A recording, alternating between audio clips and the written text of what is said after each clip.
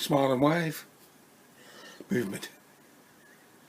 Yeah, from organised, or originally thought of by my dear friend in Nebraska, Glenda,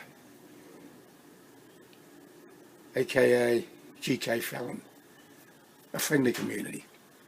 Well, it's been a very warm and humid day today, and it was only late this afternoon that I got around to doing something, exerting myself, you might say.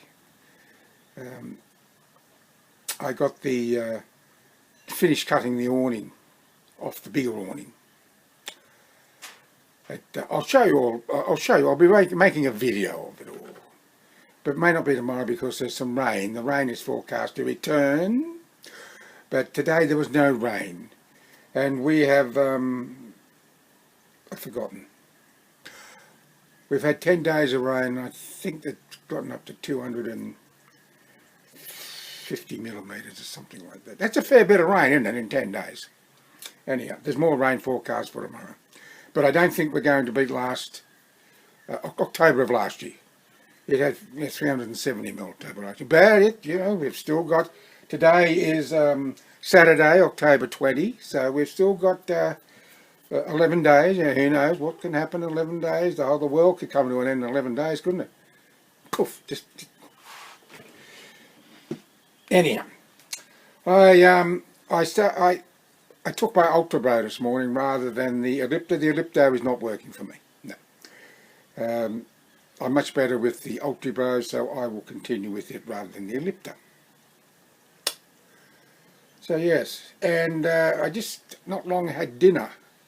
My wife and I had a baked meal, and it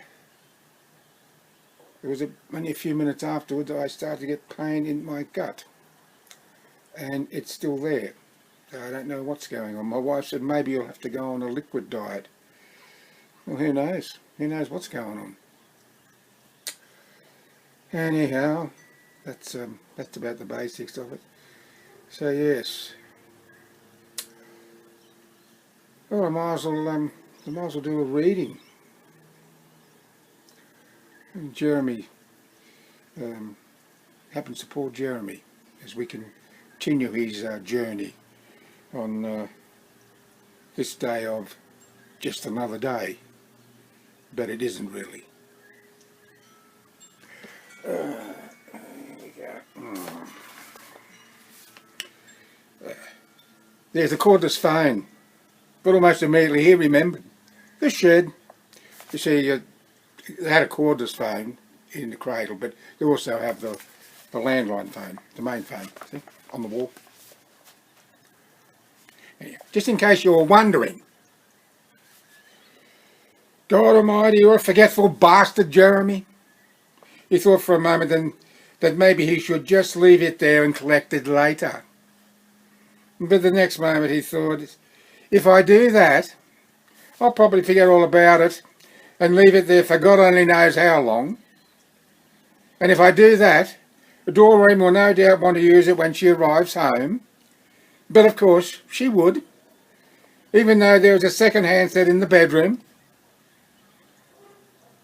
And I won't be here. And when she sees it missing, she'll search high and low and won't be able to find it. Yeah, you can imagine what'll happen then. Oh, yeah. And instead of being able to sit in her lounge room chair with a cup of coffee and talk to whoever, she'll have to stand near the wall phone. See? And she'll... And that will aggravate her. Oh, yeah, yeah. And when I arrive home with half my mouth numb and a wad of gauze covering the cavity and tasting blood and not feeling particularly receptive, she'll give me the third degree and gently carry on. Yeah. And I just might end up strangling her.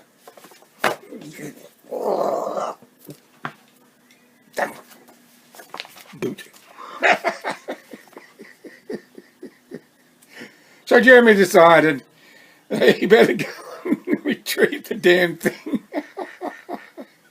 so as not to tempt fate, which was probably a good idea on this unpredictable day of just another day. 5 minutes later, 3 of which he had spent cursing and cursing, then angrily manhandling the washing machine and dryer into their respective resting place because he had stubbed the little and second toe of his left foot hard against the front lower right corner of the dryer as he headed for the back door. The cordless phone was once again resting in the cradle, and he was vacuuming the carpet. Both toes were still smarting as he glided the vacuum head forward, back, and diagonally. But of course, as they would be. But he really didn't expect anything less on this painful day off. Just another day.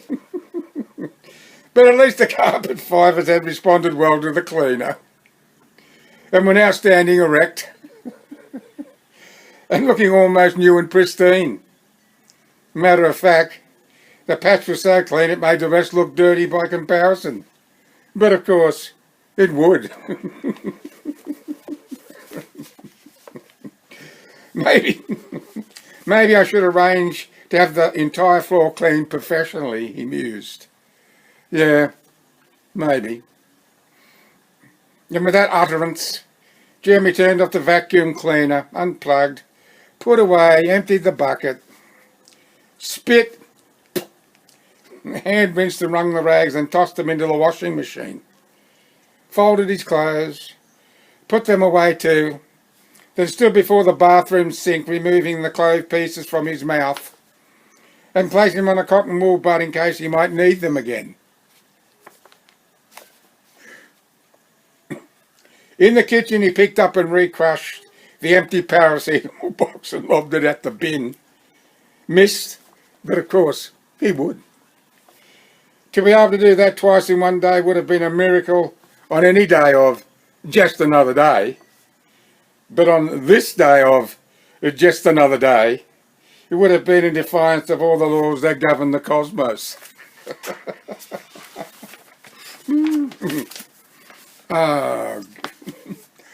Oh, my back's a bit sore. Oh, let's face it, I'm falling to bits. I really am. With 3 long strides, Jeremy bent over, picked up the box, placed it in the bin, walked backward to the sink. He tried the moonwalk, but he didn't have a rhythmic bone in his body and failed miserably. About-faced, plugged the hole of the kitchen sink, two-thirds filled the sink with hot water, turned off the tap, opened the cabinet door and made to bend to retrieve the detergent bottle, bumped his head against the edge of the sink. Bastard!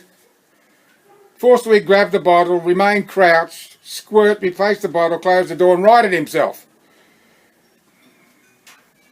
He was feeling a tad agitated about bumping his head, but of course he would be. But after a few moments of pursed lips and shaking his head, he shrugged it off to commence washing up. It was unusual for there to be such an accumulation in the Wilson family home, but Jeremy and Doreen had entertained their best friends and next-door neighbours, David and Ruth Marlowe, last night. As was always the case, they had sat in the lounge room long after the meal talking. Jeremy had prepared his speciality, lasagna. They would have the leftovers for dinner tonight, with salad and baked potatoes. Doreen had said they didn't need baked potatoes, but Jeremy liked baked potatoes. And he was the cook. And if she or anyone else didn't want them, well, they didn't have to eat them. But of course, they did. With the French cheesecake for dessert with Doreen perched on the way home from work. Yummy. And it had been something of a celebratory one. Celebration now, come on! For it had been the first time since David's heart attack 6 weeks previous he and his wife had visited. And it just so happened it was also their 30th wedding anniversary.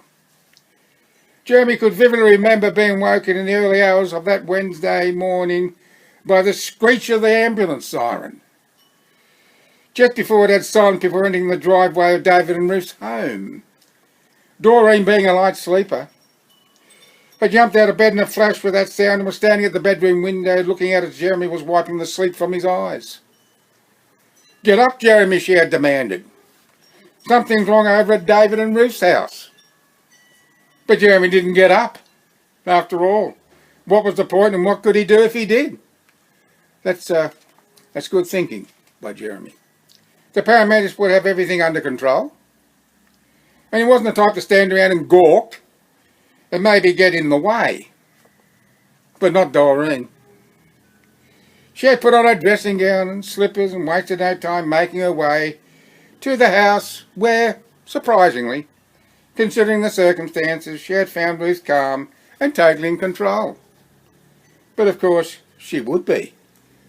Ruth had faith. Not faith, but faith with a capital F. Faith with a capital F. She wasn't just religious. She was a staunch, dyed-in-the-wool, beyond a shadow of a doubt, true and absolute believer in God, and a devout Catholic, God bless her ankle-high cotton socks.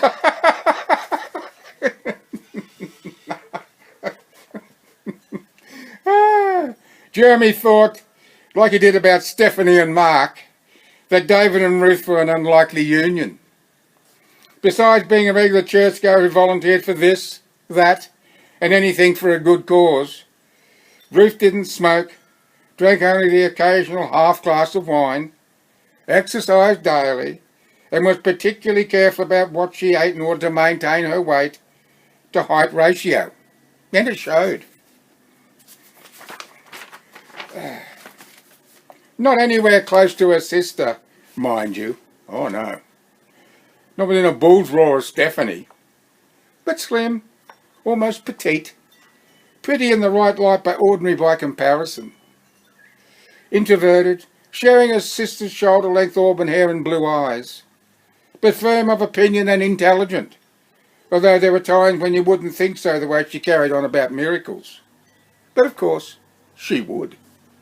David, on the other hand, had been the exact opposite, and again it had showed. A regular couch potato who had drank, smoked, ate to the extreme and mostly all the wrong things, and whose only exercise had been an occasional round of golf, 9 holes only, didn't want to overdo it, and frequent visits to the refrigerator for another beer, and then to relieve the toilet to relieve the pressure on his bladder, so he could frequent the refrigerator for another beer, and so on. He used to drive to work, sit behind a desk, drive home. Sounds like it's just a little bit of spit of rain.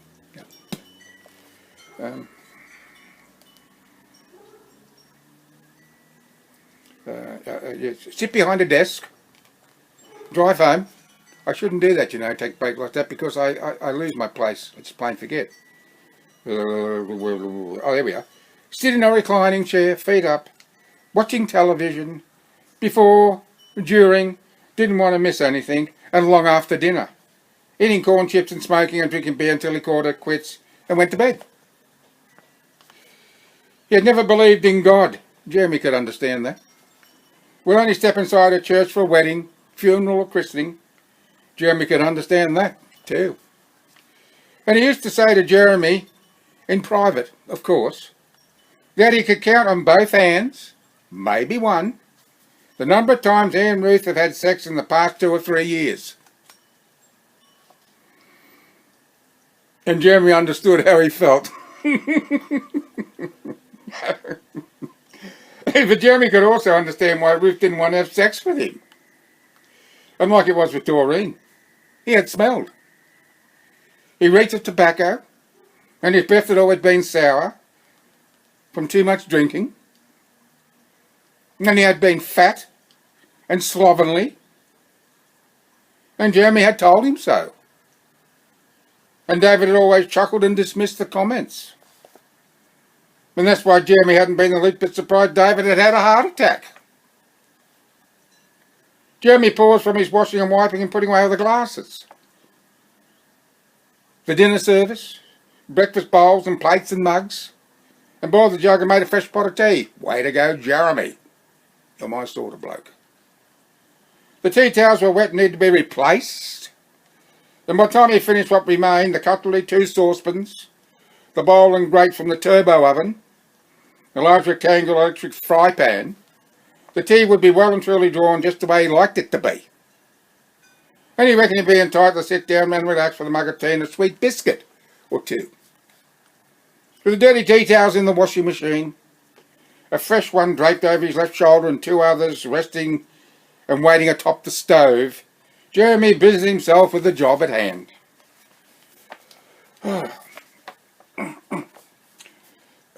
Doreen had remained at Ruth's side until she boarded the ambulance to accompany her husband to the hospital, returning home only after she had watched the ambulance disappear from view. Ruth had asked if Doreen and Jeremy would be kind enough to drive to the hospital in about an hour to give her a ride home, adding that she knew it was inconvenience given the hour and offering her apologies.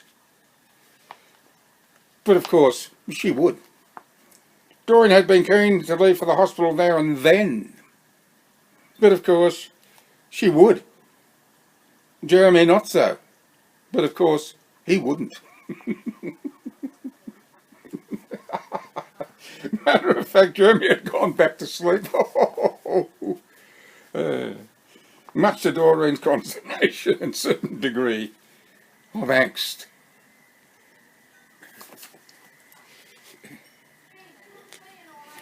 Oh, it's my dearly beloved let the little pooch out to have a pee or a poop. He is wandering around. Yeah, he's squatting, he's having a doo-doo. Oh, God. What is 17 minutes. She had expected he would be waiting in the lounge room. Yeah, that's a woman for you, isn't it? Or at least sitting up in bed. But no, Jeremy was sound asleep. She had woken him abruptly.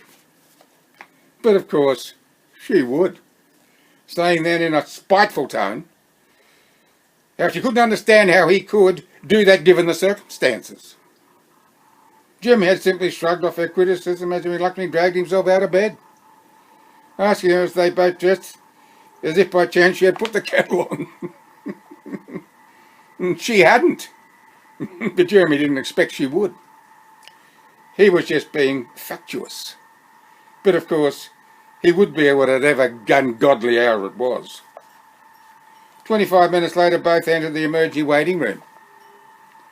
10 minutes on, they stood motionless before Ruth, who was greeted them with almost reverent calmness. Both expecting the worst, feeling somewhat ambiguous, before each embraced Ruth with a compassionate hug. Nothing like a good hug. After seating themselves, Doreen close to Ruth, Jeremy next to his wife, Ruth started to talk, which was probably a good thing, Jeremy had thought. For after he had asked the usual questions, he was more than happy to remain mute. David was resting comfortably, now the doctors had attended him. And the prognosis, as far as Ruth was concerned, was nothing short of a miracle. But of course, it would be. David had suffered an aneurysm, a permanent swelling of a blood vessel to the heart that only a few years ago would have required open heart surgery. But not in this new age of medical marvels. Another miracle. David would be one of thousands to benefit from a new drug that would thin his blood and help clear the blockage, but would need to remain in hospital under observation and may require further treatment. But even that treatment, should he need it, was another miracle. Painless and only moderately invasive. If you could, call having a wire with an expansion device threaded through the artery in the groin all the way to your heart, painless and moderately invasive. That is. Jeremy had thought that it was just as well David hadn't needed to be resuscitated, because there's no doubt in his mind whatsoever that Ruth would have looked upon that as being the miracle of resurrection.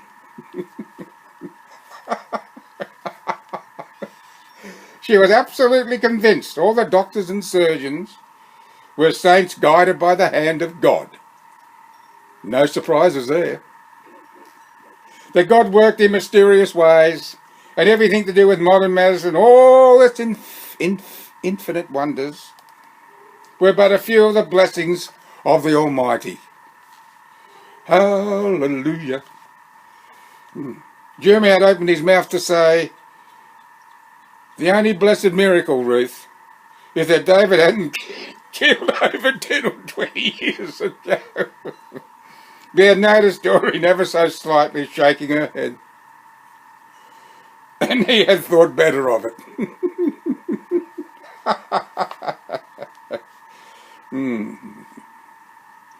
For half, maybe 3/4 of an hour, Ruth talked about the events of that early Wednesday morning, before they stood and made their way to the emergency ward where David was resting temporarily. David, Jeremy thought, looked surprisingly serene, considering what he must have experienced. No doubt a combination of medical expertise and life-saving medication rather than divine intervention. Ruth would be thinking otherwise, of course, putting it all down to the power of prayer, and you know who.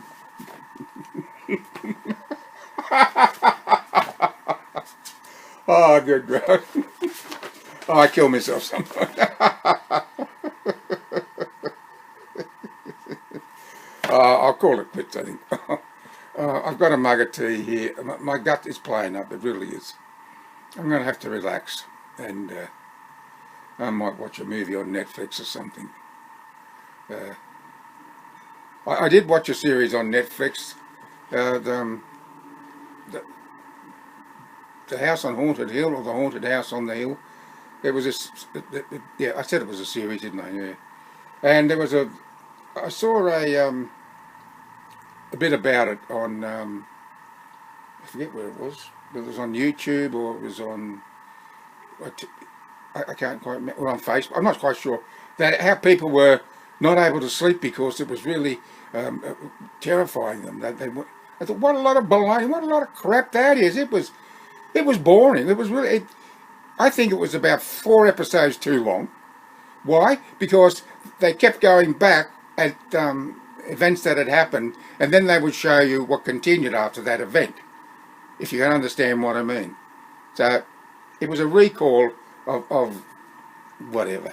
And I kept scrolling through those parts. I didn't see the point in it all. And in the end, I thought, well, that was pretty ordinary. I gave it a thumbs up, but it was reluctant.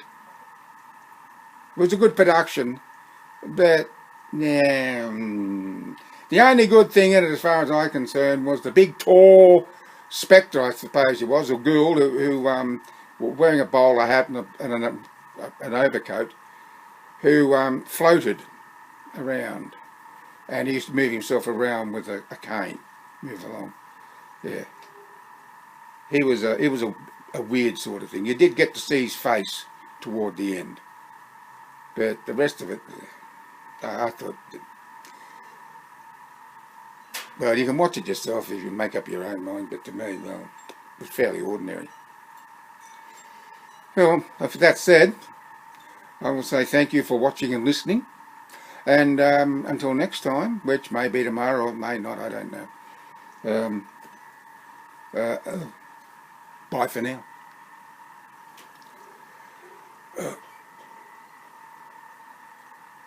I just thought I heard the big frog. No.